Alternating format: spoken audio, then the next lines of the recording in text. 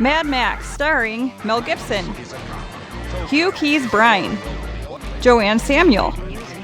Steve Bisley, Jeff Perry, Roger Ward, Tim Burns, and Max Fairchild.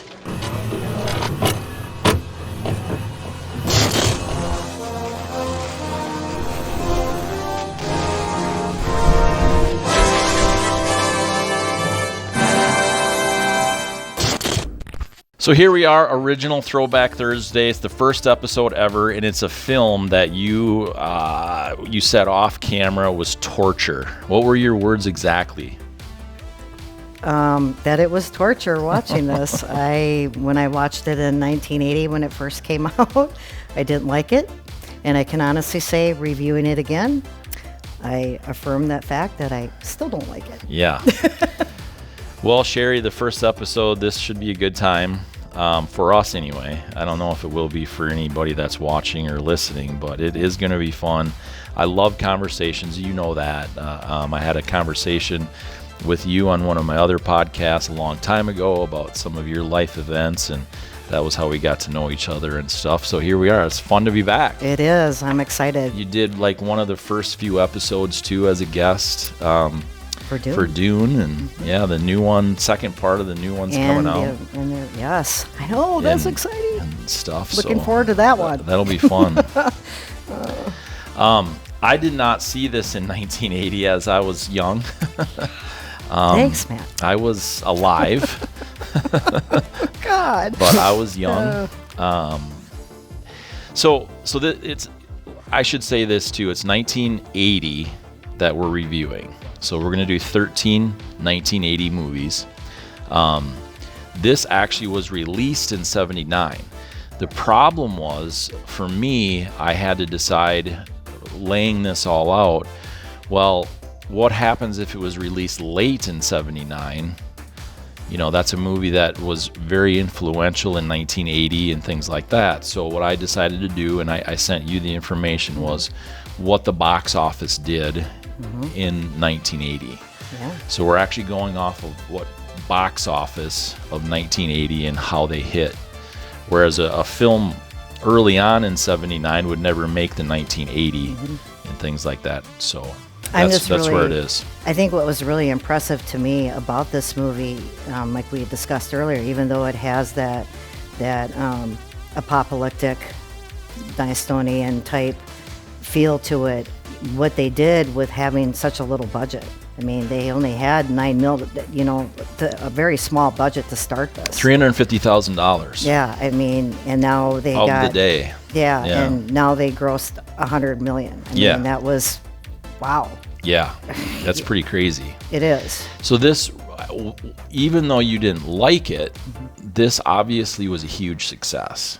Very huge. George Miller did the movie, and did you know that he actually decided to do this film based off of seeing the motorcycle and car crash injuries as a emergency doctor? Did not know surgeon, that, no. Yeah. So he wasn't like a young aspiring movie maker. He actually was a emergency room doctor. Yep. And saw all these injuries and thought, hey, let's make a movie. Make a movie out of it, yeah. So spent a lot of his own money to do this. Did you know that they paid the motorcycle gang, a real motorcycle gang in Australia, in beer? I did read a reference to that, and I think what was really great too is that to keep their budget down even lower is that a lot of the scenes were filmed in Melbourne, and they kept it in Australia, and I was just really amazed that this film actually won 4 ACCT awards. Yeah. I mean, the Australian Cinema and Television Awards. I mean, that's pretty cool for a low budget film such as this. Yeah, that's super cool.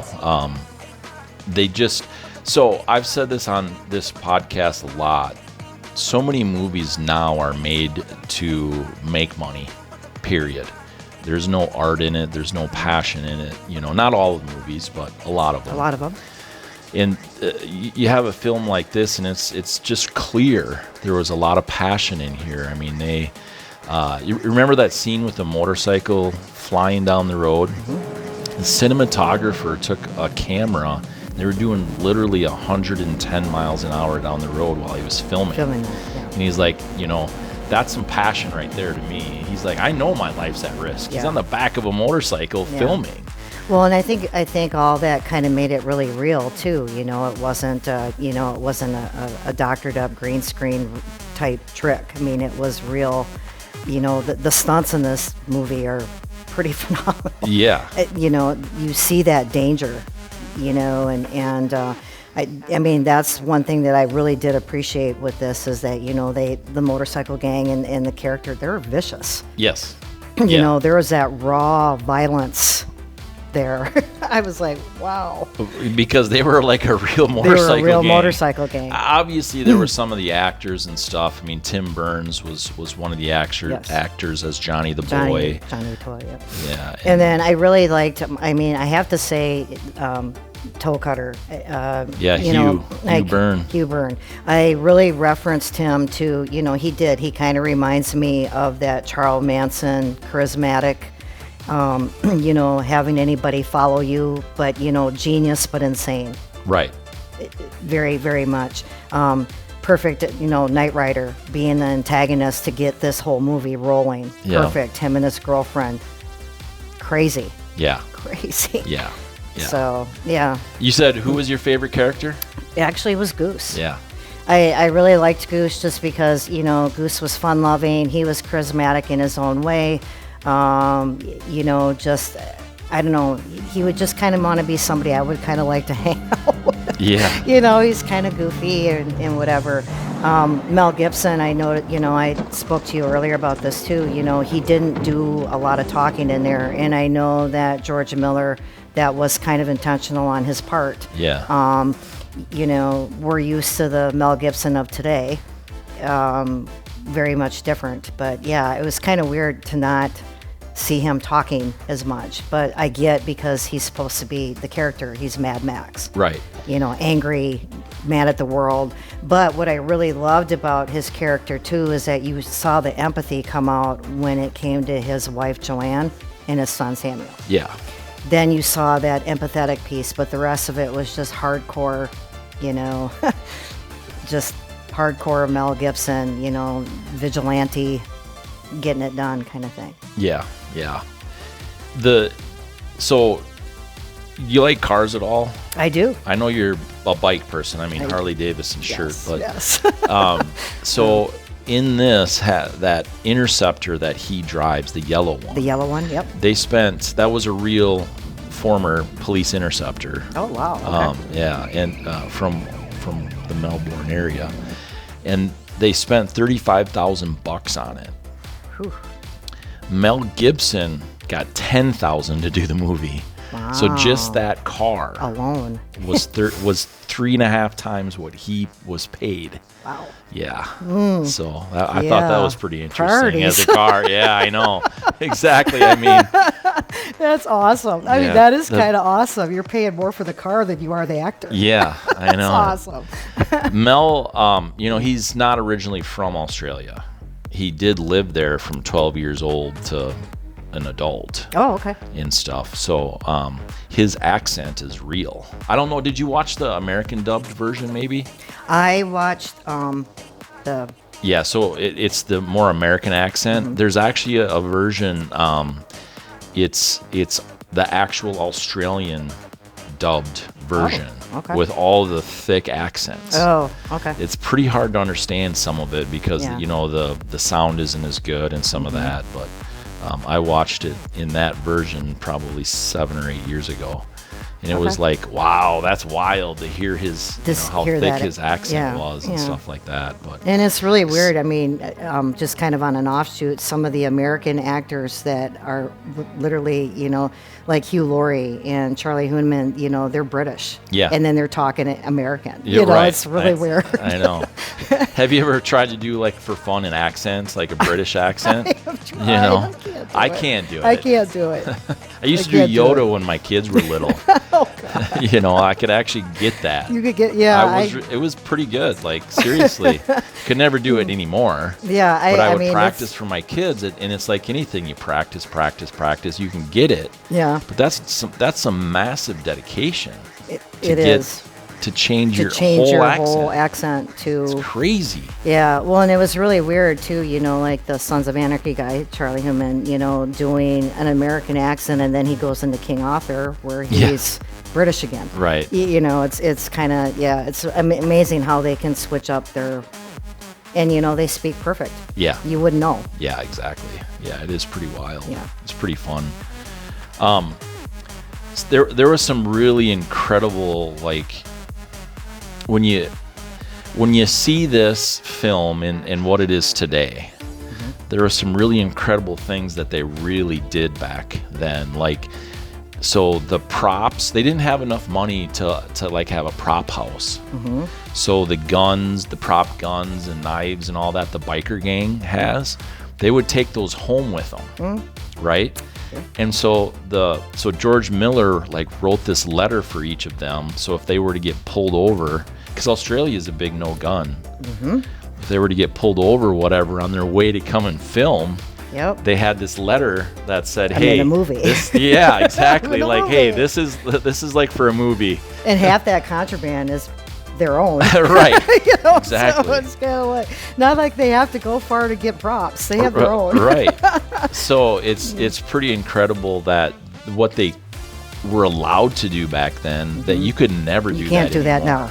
now. No. You know. So you said an interesting fact that I guess I didn't know, and that was banned. It was banned actually in 2 countries. It was banned in New Zealand, and it was banned in Sweden. And the reason it was banned was because the burning of goose mimicked an actual incident that happened there. Yeah. And that's why they banned it. Yeah.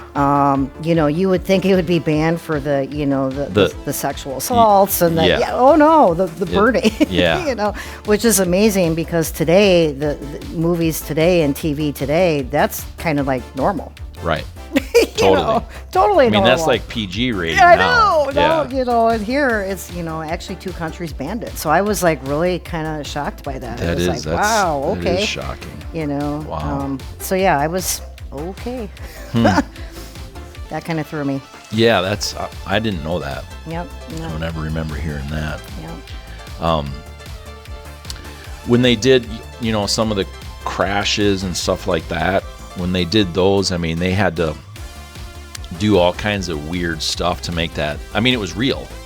They had one shot. They didn't have money to. They didn't have money shoot to it keep again doing and it again over. and I mean, again. their and stunt people had to be like right on. It was and there wasn't the budget. No, and that to me, when you have a final product like this, as rough around the edges as it is, you can really see that they put 150% in all of the time. They did. In fact, so much that Johnny the Boy, they actually would leave him places because he was so annoying, even when they weren't filming, to stay in character. They'd leave him at lunch, and they'd all take it. So. Well, you know, and I kind of admire actors that do that, that, you know, really stay in form of their needing to be the character that they're portraying. They don't deviate from it. Heath Ledger, on one of his last movies, he totally immersed himself into that character where he wasn't talking to anybody. Yeah, most of his just movies to get in the zen. Yeah. You know, I kind of admire that. Jared Leto, yeah. Val Kilmer. Yeah, all of them. The one thing that they all have in common, though, is they're not nice people. They're not good people. They're very rude and mean to everybody. You know, so I don't know, is it worth it? You know what I mean? Like, then you have Matthew McConaughey, that everywhere he goes, he takes the time for his fans and all you know, but everybody has to do their thing. You know, the method acting. Yeah. They're doing method acting. And but then they don't know who they are. Exactly. You know, there's a time in it, you know, where you're right. It's an art. It's an art, but where you're actually out and out, you know, trying to be into your character, where you're right, where you're rude to somebody, yeah, that's kind of going a like little over and over and over. I mean, we're all rude to yeah. people Yeah. on occasion. Yeah. You know, it's We all just are. human nature, every one of us. But when that's their way, Yeah. that's rough. It's rough. But Fifi, there's a lot of characters in here. The cop bar singer. Yes. Yes. You know, Fifi. I mean, this oddball stuff. It was like Fifi, this big guy without a shirt on. And I remember the first time that I saw it, Fifi. I'm like, did I hear that right? And they called him Fifi again. I just died. It was hilarious. Well, and I kind of liked it too, you know, where the empathy there towards Mel Gibson, where no, I'm quitting, I'm done, I'm done doing this, you know, and no, go take your wife's, you know. Yeah. I mean, kind of, you wouldn't think of a big bear of a Big softy, yeah. I know. There were some neat things too that I learned that I didn't know, and you can't really tell, but you know, May's house, when they got away, they're in May's house. That was actually an old abandoned house that they like actors, I guess, and the producers and stuff put their own furniture in and around. okay. They just like took over this over abandoned that house for house. those scenes. Okay, well, Yeah, I thought that was pretty remarkable. that is, yeah. So, and then they would apparently some of the road racing and that kind of stuff. They actually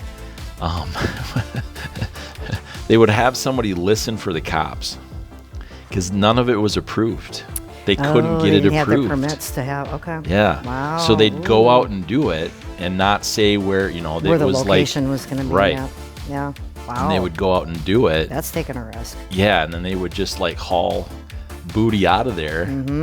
Yeah. So the cops started coming, you know. What are you doing? But right. So I thought that was pretty interesting. And then the ice cream place, you know, they didn't have money for that either. Surprise, surprise. Go figure. So somebody went and stole from a real ice cream shop their signs and all that kind of stuff at like 4 a.m. They filmed all those scenes that in one day, and then like in the middle of the night, the next night they put them all back.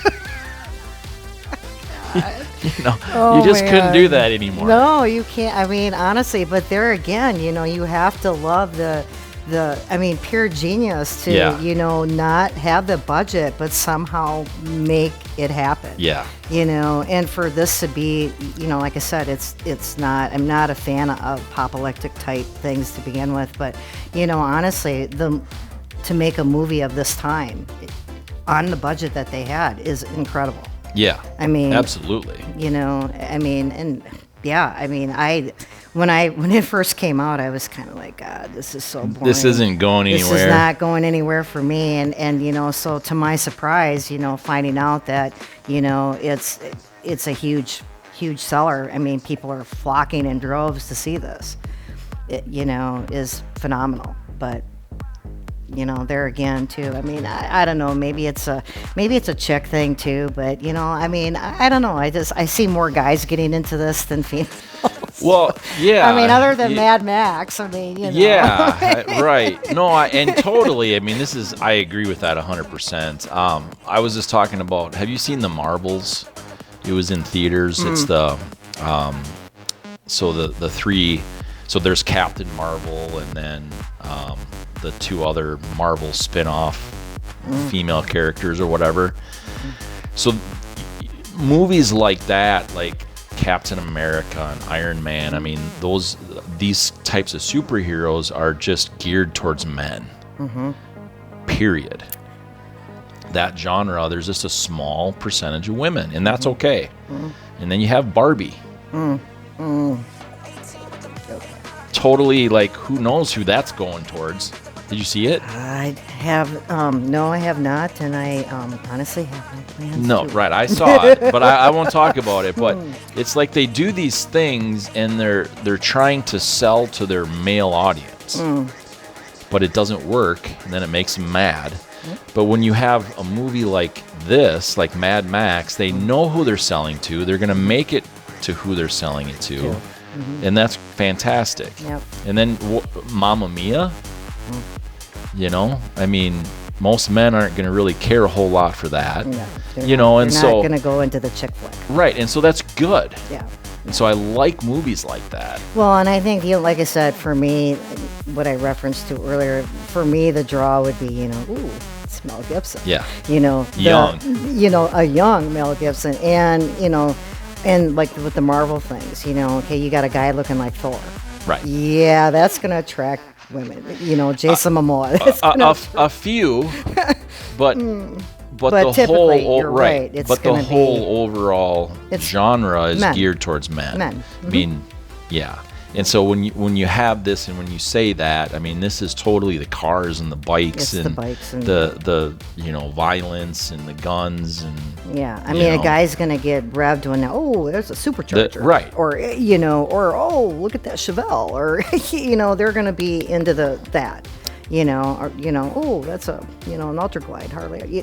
I mean, so exactly. That's kind of, And the Kawasaki's that were in this, those were like, apparently, I don't know if I have that down here, but those were like brand new in the day. Those are the original like crotch rockets. Oh, okay. Okay. If you look at them close and stuff, you'll see. But the Kawasaki's, those were like loners. Because they were so new. Yeah, who could afford? Right. So that but that's smart on Kawasaki even back then, because guess what? That helped them sell some motorcycles. To sponsor that. I was going to say, because I don't think the real gang could come with the bikes on their own. Right. And it was like those brand new Kawasaki's. It was like they took shovels of dirt and just threw them on them because they're dirty. I was gonna say, they made them dirty as but there again, the apocalyptic time, and they, when they have part of the summary of the movie itself, the oil was scarce. Oil was a big thing. Oil was scarce, 70s, and then they thought it was. Yeah, and that created war, chaos, financial. So henceforth this apocalyptic type. And I mean, like I said, I'm just kind of really amazed at how well this film went, because it's just not for me. It went so well that 5 years later it got a sequel. Yeah, right? But there again, those were way better. Way better. They had money. Yes, I mean, it was... They had proven themselves, yes. And they had money. Night and day. I mean, totally. Absolutely night and day. The Mad Maxes that have come out since Tina then. Turner was huge. Because she was little coming man. back. Yeah. Exactly. The little man. And I mean, honestly, and then just, and even the Mad Max with Charlize Theron. There's a budget there. It's kind of, I mean, so much better than this one. Yeah. Well, they have to start somewhere. I know. It's like Alien. I know. Oh, they did way too many of those. But that's way too many. But way too many. Yeah. It was, that's a problem. Some movies just don't know when to stop. True. Yeah. Just me. Yeah, Fast and Furious. Yeah, too many. Way too many. Mission Impossible. I know. I mean, they do a pretty good job with Mission Impossible, sticking to that kind of like main theme, but there's a lot of them. But there's a lot of them, and I think that with the same character, I guess, is my point. I mean, James Bond, there's a lot of them, but they have different Bonds and different they write them. Well, and you different. know how I feel about the whole Bond thing. I have my favorite Bond men. Don't care for the ones that came later. Yeah. Sean Connery, I'm sorry, was like the best to me, and then I would have to put Roger Moore. Other than that, they could do away with the rest. Roger Moore was great for the franchise after he left. Live and Let Die was a pretty big success, but that was his only one that was really a big success, that huge success. But, it's interesting because they, let's take Mad Max. Fury Road in 2016 or 17, somewhere in there, whatever it was. They stuck to what it really was and is, whereas the Bond movies were very generational. Yes. So they took, 60s Bond was different than 70s Bond, was different than 80s The 60s Bond. Bonds kind of reminded me more of the Avengers, that Avengers series. For sure. I mean, The TV definitely series? the TV series, Yeah. definitely that mold. Yes. And you're Yes. right. Every year, every decade, things change. Yep. And they kind of became, they adapted to the times. Yes. And so it's really difficult because the clock behind you, 007 clock, Yes. I'm a pretty big fan. And, That's obvious. and so other Bond stuff Yes. around. But the thing for me is like it's really hard to compare Sean Connery to, Daniel Craig because they're so different. Yes. It's not like Daniel Craig in Sean Connery's era took over the role. That's so different then. Very much. So it's easy for me to separate that. You know what I mean? But there again, it's that generational Yes. thing. No one could do the Bonds at that time like Connery. For sure. And I think each actor has its own, Yeah. brings its own piece. And even George Lazenby at the time when he did On Her Majesty's Secret Service, he was like, don't like it. Anyway, long term, he was like the Bond ambassador, I think is what he was called, because he really got into it later and kind of regretted not signing on to do more. Yep. And while On Her Majesty's Secret Service was not a phenomenal Bond, it wasn't bad, and he did a fair job. But George Lazenby was a model. He wasn't an actor. He wasn't an actor. And so that was work. Like he would say things like, "This is too much work for me." He's got to, the it's one thing posing, another thing. You're running learning and lines, jumping you're running and doing, lines. and memorizing and all of it. And so even his single Bond has its place, and he did a good enough job there that he was able to kind of continue on as Bond ambassador for a long time. Well, and even with Mad Max, each generation, he's done a certain amount of magic for every decade that he's come out with a Mad Max film. Yeah. There was the older Mad Max, this is a very young, so I think that this movie sets up for the future Mad Maxes. Yeah, totally. Definitely. And he had that in mind, I think, hoping that this would, because you look at it, did Goose die? Never really saw that.